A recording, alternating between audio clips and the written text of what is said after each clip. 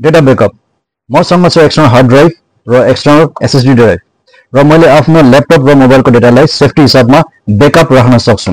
यदि हजुर iPhone user हुनुहुन्छ भने हजुरले आइक्लाउडमा ब्याकअप राख्न सक्नुहुन्छ र यदि हजुर एन्ड्रोइड युजर हुनुहुन्छ भने हजुरले गुगल ड्राइभमा हजुरले ब्याकअप राख्न सक्नुहुन्छ। यसको मतलब यो कि यदि हजुरको मोबाइल कुनै पनि अप्सनबाट हरायो या क्रस भयो भने पनि आफ्नो डेटाहरू सही सलामत हिसाबले सुरक्षित हिसाबले वापस पाउन सक्नुहुन्छ र हजुर एप्पल र एन्ड्रोइडमा ती अप्सनहरू एनेबल गर्न पर्ने हुन्छ। यदि हजुर एनेबल गर्नु भएन भने हजुरले ब्याकअप पाउनुहुन्न।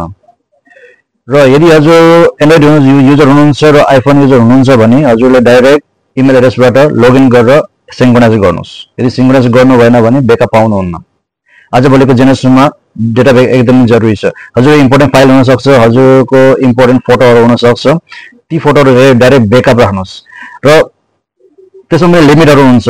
त्यसमा 5 GB लिमिट हुन्छ या 15 GB समथिङ लिमिटहरू हुन्छ। त्यहाँबाट धेरै हजुरले ब्याकअप राख्न सक्नुहुन्न। यदि हजुर त्यहाँबाट धेरै ब्याकअप राख्न चाहनुहुन्छ भने हजुरले एक्स्ट्रा खरिद गर्न पर्ने हुन्छ।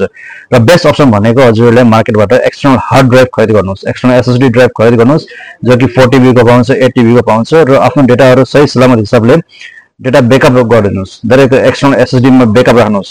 यदि हजुर त्यो एक्सटर्नल एसएसडी मा ब्याकअप राख्नु भयो भने हजुरले 10 वर्षपछि पनि हजुरले ती डेटाहरू, फोटोहरू, भिडियोहरू पाउन सक्नुहुन्छ, वापस पाउन सक्नुहुन्छ। त्यही भएर म चाहन्छु सबैजनालाई चाहिँ यो डेटा ब्याकअप राख्नुहोस् र हजुरले भोलि बिहान एकदम काम दिन्छ।